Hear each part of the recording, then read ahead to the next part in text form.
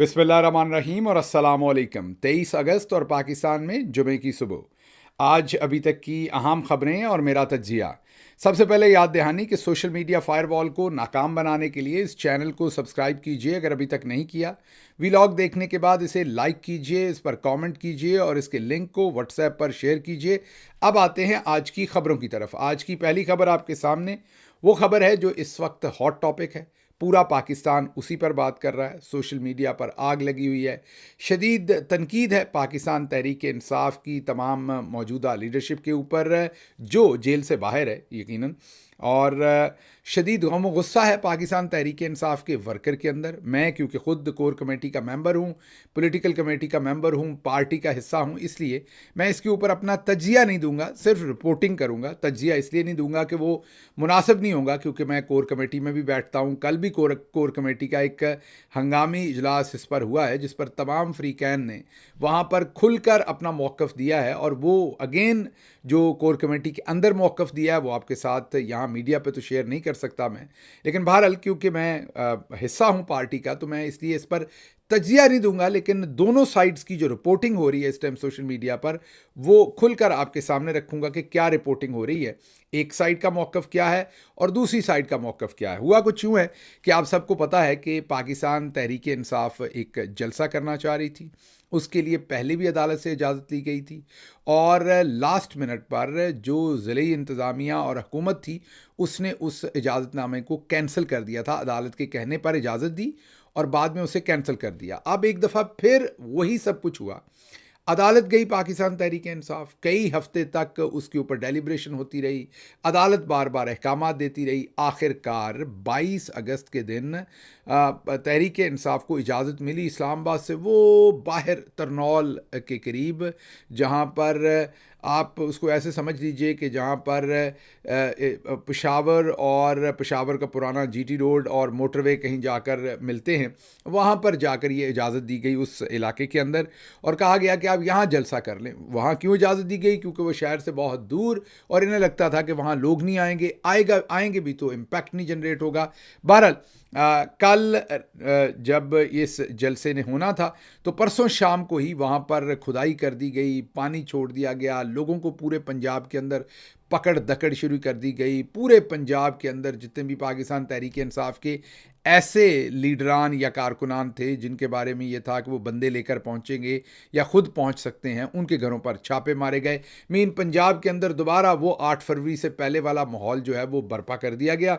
और इन्हीं हालात के अंदर पाकिस्तान तहरीक इंसाफ ये ऐलान करती रही, पाकिस्तान तहरीक इंसाफ की तमाम लीडरशिप ये ऐलान करती रही कि कल गोलियां चलें, जो कुछ भी हो, कल हर सूरत जलसा होगा और कोई हमें उस जलसे को करने से रोक नहीं सकता। ये मुतअद्दिद लीडर्स जो थे उनकी तरफ से इसकी वीडियोस जो हैं वो आती रहीं, बयानात आते रहे, और वर्कर के साथ ज़ाहिर है बहुत सारी कमिटमेंट भी थी। वर्कर भी बहुत नाराज़ है जिस तरीके से इमरान खान को जेल में रखा हुआ है, जितने महीनों से रखा हुआ है और जिसकी अब कोई सुनवाई नहीं है।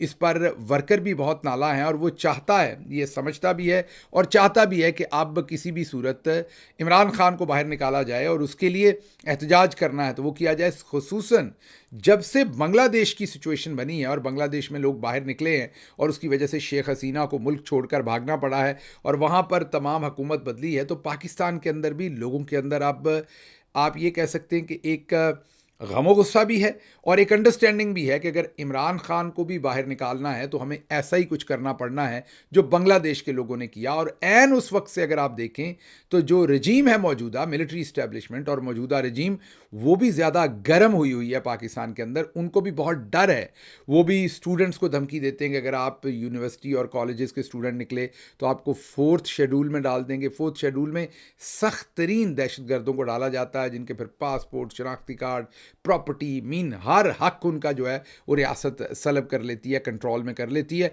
तो उन तलबा को ये धमकियां दी जाती हैं कि आपको 4 शेड्यूल में डाल देंगे अगर आपने निकल कर एहतजाज करने की कोशिश की। मतलब कि बांग्लादेश के हालात के बाद यहाँ पर काफ़ी हीट बढ़ गई है, काफ़ी एंग्जाइटी भी बढ़ गई है, परेशानी भी बढ़ गई है। एक तरफ तो पब्लिक को समझ आ गई है कि क्या करना पड़ना है इमरान खान को बाहर निकालने के लिए, और दूसरी तरफ दूसरों को भी समझ आ गई है कि کہ اگر عوام نکل آئی تو پھر ہمارا حال بھی شیخ حسینہ جیسا ہے. تو ایک بڑا ہی سخت اس ٹائم تناؤ کا ماحول چل رہا ہے, اضطراب کا ماحول چل رہا ہے. بہرحال اسی اضطراب کے ماحول میں یہ جلسہ ہو رہا تھا. اب اس جلسے میں نے جیسے آپ کو پہلے کہا کہ میں تجزیہ نہیں کروں گا, رپورٹنگ کروں گا. اب ہوا کیا اس جلسے کے اندر؟ اس جلسے نے ہونا تھا رات کو, تو جو کیا گیا. صبح کے وقت جب ظاہر ہے اس جلسے کی تیاریاں عروج پر ہونی تھی اور لوگوں نے پہنچنا شروع ہونا تھا, تو اچانک 9 بجے کے قریب ایک پریس کانفرنس کرتے ہیں, اور وہ کرتے ہیں اعظم سواتی صاحب اڈیالہ جیل کے سامنے سے, اور وہاں سے وہ اعلان کرتے ہیں کہ یہ جلسہ منسوخ کر دیا گیا ہے, اور عمران خان صاحب کی اجازت کے ساتھ یا ان کی ڈائریکشن پر یا ان کے کہنے پر جو ہے, میں نے پہلے بھی کہا کہ میں تجزیہ نہیں کروں گا, میں رپورٹنگ کروں گا جو ہوا, تو ان کی ڈائریکشن پر, ان کے کہنے پر ہم نے یہ جلسہ منسوخ کر دیا. بس ان کا یہ کہنا تھا کہ پورے سوشل میڈیا کے اوپر آگ لگ گئی.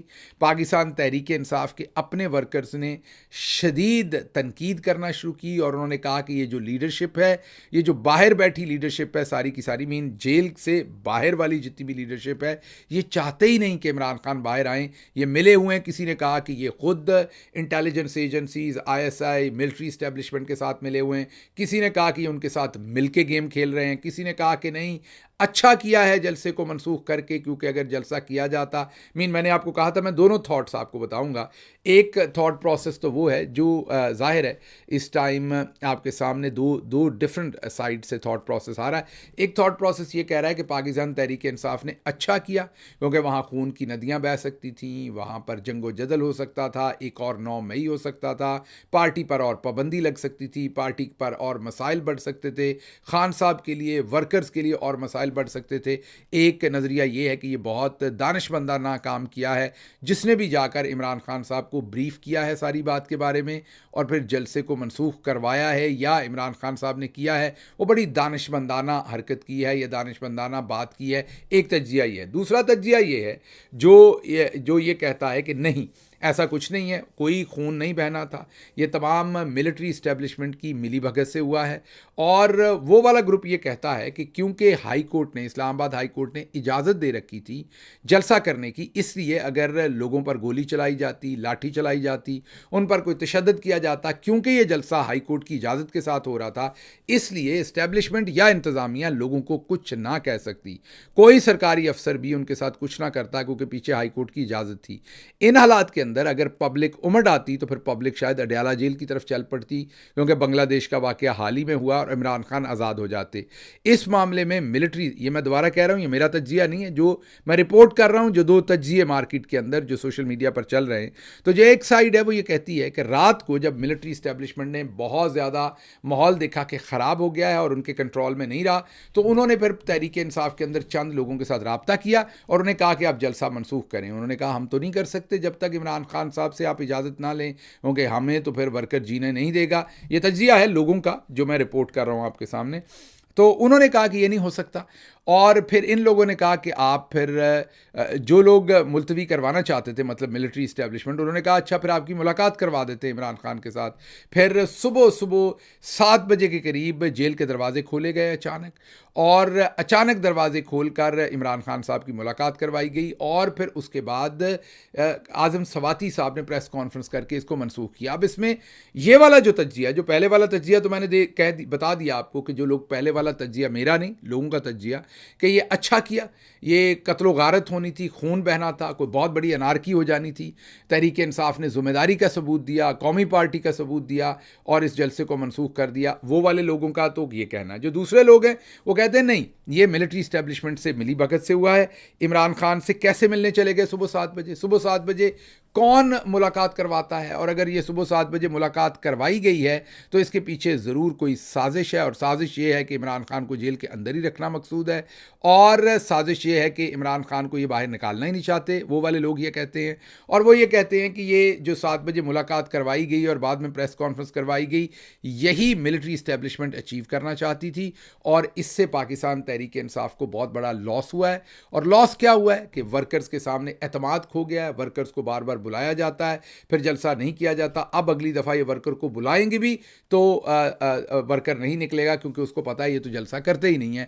تو یہی ملٹری اسٹیبلشمنٹ چاہتی تھی. اور دوسرا ملٹری اسٹیبلشمنٹ کو یہ ڈر تھا کہ کہیں بنگلہ دیش کی طرح عوام اکٹھی ہو کر چلنا پڑے اڈیالہ کی طرف. اور اس وجہ سے ملٹری اسٹیبلشمنٹ بہت زیادہ پریشر میں تھی کیونکہ اسلام آباد ہائی کورٹ کی اجازت کے بعد یہ جو جلسہ ہونے جا رہا تھا اس پر وہ بہت زیادہ طاقت استعمال نہیں کر سکتے تھے.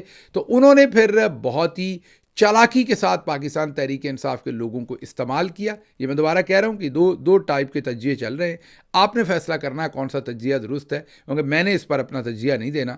تو وہ کہتے ہیں کہ یہ انہوں نے ملٹری اسٹیبلشمنٹ یہ اچیو کرنا چاہتی تھی and they used some people from Pakistan Tehreek Insaf اور انہوں نے یہ کیا ہے. یہ دو طرح کے تجزیے ہیں, آپ خود فیصلہ کریں گے. یہ سب سے پہلے تو میں آپ کو ایک مبینہ, مجھے نہیں پتا یہ آڈیو درست ہے غلط ہے لیکن کہا جا رہا ہے پورے سوشل میڈیا پر کہ یہ علیمہ خانم صاحبہ کی آڈیو ہے. انہوں نے اس کو ابھی تک ڈینائی بھی نہیں کیا, انہوں نے نہیں کہا کہ یہ میری آڈیو نہیں ہے. یہ بہرحال آپ کو ایک آڈیو سنواتے ہیں. ان کے سوالات بھی جو میں نے آپ کو کہا نا کہ دو ٹائپ کے مارکیٹ کے اندر تجزیے ہیں یا دو ٹائپ کے تبصرے ہیں. تو پہلا تبصرہ تو میں نے بتا دیا کہ بہت اچھا کیا منسوخ کر کے. جو دوسرا تبصرہ ہے کہ یہ اسٹیبلشمنٹ کی ملی بھگت ہے یا لوگوں کی اپنی ملی بھگت ہے یا یہ چاہتے ہی نہیں عمران خان باہر آئیں, اسی سے کوئنسائڈ ہو رہا ہے جو علیمہ خانم صاحبہ کا وہ ٹکڑا ہے جو مبینہ طور پر کہا جا رہا ہے کہ ان کی آڈیو ہے جس کو انہوں نے ڈینائی نہیں کیا. جب ڈینائی نہیں کیا تو پھر اس کے سچ ہونے کے چانسز زیادہ ہیں. سنیے علیمہ خانم صاحبہ کیا کہتی ہیں کہ ان کا کسی کا ارادہ ہی نہیں ہے اس کو باہر نکالنے کا. عمران کا یہ اسٹیبلشمنٹ نہیں بھیجا ہے نا, انہوں نے دیکھا کہ لوگ ساری پاکستان سے اٹھ کے آ رہے ہیں اور جوش زیادہ ہے. انہوں نے اس وقت 7:30 بجے اعظم سواتی ملنے کیوں گیا, بس یہ ایک سوال ہے. کس نے بھیجا جی؟ اور تاکہ عمران کا جا کے کہو جی ہم ملتوی کریں, آپ کے نام پہ ہم نے ملتوی کرنا ہے. اور میں کئی دفعہ کہہ چکی ہوں کہ عمران خان سے پوچھ کیوں رہے ہیں جیل میں بیٹھے ہوئے, چیئرمین تو باہر بیٹھا ہوا ہے, فیصلے یہ خود کرتے ہیں جب دل کرتا ہے. اور جب یہ اس عمران خان کو نکالنے کی بات آتی تو عمران خان سے جا کے پوچھنے بیٹھ جاتے ہیں. صبح گئے کیوں اعظم سواتی, اجازت کیسے ملی؟ آپ سوال پوچھیں اپنی سوشل میڈیا پہ. جی ضرور. آپ نے سن لیا. اب میں آپ کو سنواتا ہوں کہ اس پر اپوزیشن کیا کہتی ہے, کیونکہ علیمہ خانم صاحبہ کی بات چیت تو آپ نے سن لی. اس میں وہ یہی کہہ رہی ہیں اپنی مبینہ آڈیو کے اندر کہ یہ 7 بجے کس نے ملاقات کروائی, کس نے جیل کے دروازے کھولے, یہ کیوں ملنے گئے, انہوں نے عمران خان سے کیوں پوچھا. یہ بہت سارے فیصلے تو خود ہی کر لیتے ہیں جب انہوں نے کرنے ہوتے ہیں, اور جب نہیں کرنے ہوتے تو عمران خان پر ڈال دیتے ہیں. تو یہ تو آپ نے علیمہ خانم صاحبہ کی بات تو سن لی. اب اپوزیشن کیا کر رہی ہے, اپوزیشن اس کو کیسے پلے کر رہی ہے, وہ آپ رانا ثناءاللہ صاحب کا یہ ایک ٹکڑا سنیے, وہ کیا کہتے ہیں. دیکھیں شاہ زیب, صبح 7 بجے جو ملاقات ہے نا جیل میں, یہ تو پھر کسی کے کروانے سے ہی ہوتی ہے. آپ نے سن لیا, رانا ثناءاللہ بھی اسی پر کوسچن کر رہے ہیں کہ صبح 7 بجے ملاقات ایسے نہیں ہو جاتی, جیل کے دروازے کوئی کھلواتا ہے. اور وہ بھی یہی اٹیک کر رہے ہیں پاکستان تحریک انصاف کے اوپر کہ جی یہ دروازہ کھلوایا گیا, یہ ملاقات کروائی گئی, اس میں ملٹری اسٹیبلشمنٹ تھی, اور وہ بھی اسی طرف اشارہ کر رہے ہیں. اب پاکستان تحریک انصاف کا جو رینک اینڈ فائل ہے, ظاہر ہے ان کے اندر شدید غصہ ہے لیکن جذبات ہیں ان کے, کیونکہ وہ عمران خان کو باہر نکالنا چاہتے ہیں. اب جیسے میں نے آپ کو کہا کہ 2 ٹائپ آف اس کے اندر آرگومنٹ ہے. پہلا آرگومنٹ کہ ٹھیک کیا, وہ میں نے آپ کو وجہ بتا دی کہ کیوں ٹھیک کیا منسوخ کر کے. دوسرا آرگومنٹ کہ یہ ٹھیک نہیں کیا, یہ بی ٹیم بن کے ملی بھگت کر کے یہ ملٹری اسٹیبلشمنٹ یہی اچیو کرنا چاہتی تھی اور انہوں نے اچیو کر لیا, اور پارٹی کے رینک اینڈ فائل کے اندر بھی ڈی موٹیویشن ڈال دی اور ورکر کو بھی ڈی موٹیویٹ کر دیا, اور یہی اچیومنٹ کرنا چاہتی تھی ملٹری اسٹیبلشمنٹ, اور انہوں نے اپنے آبجیکٹیو حاصل کر لیے. اور یہ لوگوں کے 2 تجزیے تھے. اب آگے چلتے ہیں. آگے یہ ہے کہ سینیٹر ہمایوں اور قاضی انور صاحب کی ملاقات ہوئی ہے. یہ کہنا ہے سمیع ابراہیم صاحب کا, یہ ان کی خبر ہے کہ ان دونوں کی ملاقات ہوئی. اس میں انہوں نے عمران خان صاحب سے جلسے کی کینسلیشن کے بارے میں جب پوچھا تو انہوں نے اس پر غصے کا اظہار کیا. مطلب کہ انہوں نے بہت خوش دلی کا مظاہرہ نہیں کیا, انہوں نے غصے کا اظہار کیا. یہ سمیع ابراہیم صاحب کی بات سے لگ رہا ہے کہ یہ جلسہ مجھے تو بتایا یہ گیا کہ یہ ہو جائے گا اور وہ ہو جائے گا, اس لیے میں نے کینسل کیا. پھر یہ خبریں بھی آ رہی ہیں کہ عمران خان صاحب نے کہا کہ جو میرے ساتھ چل سکتا ہے وہ چلے, جو نہیں چل سکتا وہ الگ ہو جائے. یہ 2-3 چیزیں ہیں جن کے اوپر میں کوئی فلیکسیبلٹی نہیں دکھا سکتا, اور جو میرے ساتھ نہیں چلنا چاہتے وہ بے شک چھوڑ کے سائڈ پر ہو جائیں. بہرحال جی, اب ڈی سی اسلام آباد نے 27 یا 28 تاریخ کے لیے 40 شرائط کے ساتھ جو ہے وہ پاکستان تحریک انصاف کو جلسہ کرنے کی اجازت دے دی. اب اگر وہ آپ شرائط نامہ پڑھیں تو آپ کا سر جو ہے وہ چکرا جائے گا, کیونکہ وہ جو شرائط نامہ ہے وہ اتنا خطرناک ہے. وہ ایسے لگتا ہے کہ جیسے تحریک انصاف کوئی پولیٹیکل جماعت نہیں ہے بلکہ کوئی دہشت گرد جماعت ہے. حالانکہ پاکستان تحریک انصاف وہ جماعت ہے جس نے کبھی کوئی گملہ نہیں توڑا اپنی احتجاجی اس سارے معاملے کے اندر, لیکن ان کے اوپر یہ تمام معاملات جو ہیں وہ ڈالے گئے ہیں. مجھے نہیں لگتا کہ اسلام آباد انتظامیہ 27 کو بھی جلسہ کرنے دے گی یا وہ کرنے دینا چاہتی ہے. یہ ان کی جو جتنی شرائط ہیں اس سے واضح لگتا ہے کہ یہ بالکل انہوں نے اس کو خانہ پوری کی ہے. یہ کسی صورت پاکستان تحریک انصاف کو 27, 28 یا ان دنوں میں بھی جلسہ نہیں کرنے دینا چاہتے. اچھا جی, اگلی خبر جو ہے وہ یہ ہے کہ جلسہ گاہ کے نزدیک سے مشکوک بیگ برآمد ہوا.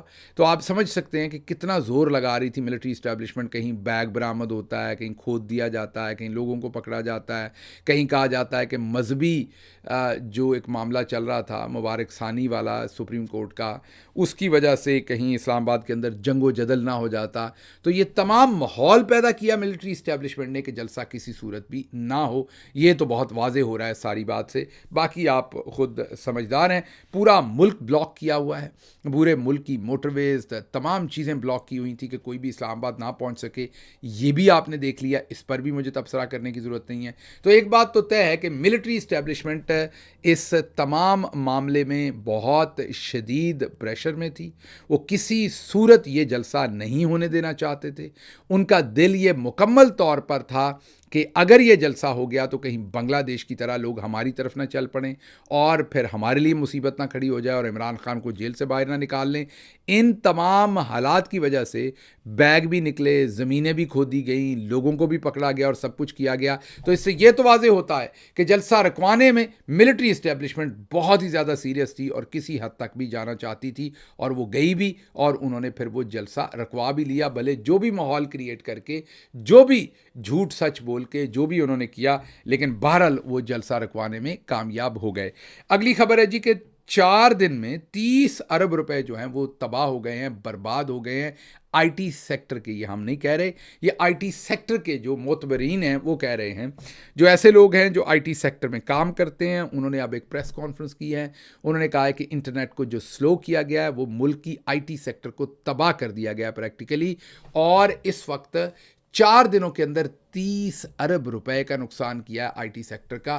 ایک طرف آپ دیکھیں گے یہ حکومت ایک ڈالر مانگتی پھر رہی ہے, اور دوسری طرف یہ ایک سیکٹر کو جو ہے وہ تباہ کر رہی ہے. اور یہ مقبول جان صاحب کی گرفتاری, آپ کو پتا ہے کہ انہیں گرفتار کیا گیا, ایف آئی اے نے ان پر پرچہ دے دیا ہے. اب ان کی 4 دن کا ان کا ریمانڈ جو ہے وہ دے دیا گیا ہے. میں ابھی سے آپ کو بتا دیتا ہوں اس کیس میں کیا ہونا ہے. 4 دن کے ریمانڈ کے بعد انہیں پیش کیا جائے گا, اس کے بعد ان کو جوڈیشل کیا جائے گا, پھر چند دن کے اندر ان کی ضمانت ہو جائے گی.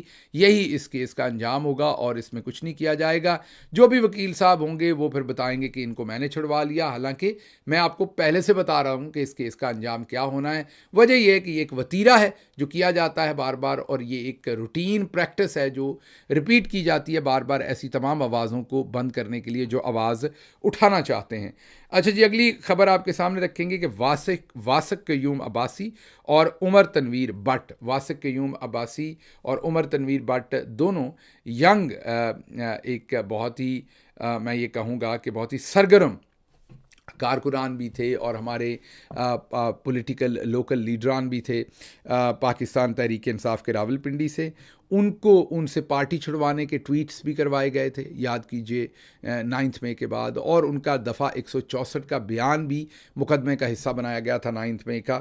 اور اب انہوں نے عدالت میں آ کر کہا ہے کہ جو دفعہ 164 کا ان کا بیان عمران خان کے خلاف لیا گیا تھا, ان کا اس سے کوئی لینا دینا نہیں, اس کو بالکل اون نہیں کرتے, ان کا اس پورے بیان سے کچھ لینا دینا نہیں, اور وہ بیان جو ہے وہ جھوٹ کا پلندہ ہے, وہ اس کے ساتھ ایسوسیٹ نہیں ہونا چاہتے, یہ انہوں نے کہا ہے. بہرحال آگے چلتے ہیں. یہ تو ہو گیا, آپ سمجھ لیجئے خود ہی کہ 9 مئی کی اتنی ہی اوقات ہے, جو بار بار 9 مئی کہتے ہیں, یہی اس کی اوقات ہے. اور دوسری طرف جو عالیہ حمزہ ہیں, ان کو بھی گجرانوالہ کی عدالت نے 9 مئی کے مقدمات میں سے ڈسچارج کر دیا ہے, بری کر دیا. کوئی ثبوت وہاں پر بھی پیش نہیں کیا جا سکا. یہ وہ ٹوٹل اوقات تھی 9 مئی کی, یہ وہ ٹوٹل حالات تھے 9 مئی کے. اور خود سوچئے کہ سارے معاملے کو کس طریقے سے پروجیکٹ کیا گیا اور اس کی حالت ہوئی کیا ہے. اس کے ساتھ ہی کافی ساری اور خبریں جو آپ کے سامنے رکھنی ہیں وہ پنجابی وی لاگ میں رکھ رہے ہیں. یہاں سے مجھے دیجیے اجازت. اللہ آپ کا حامی و ناصر ہو. پاکستان زندہ باد.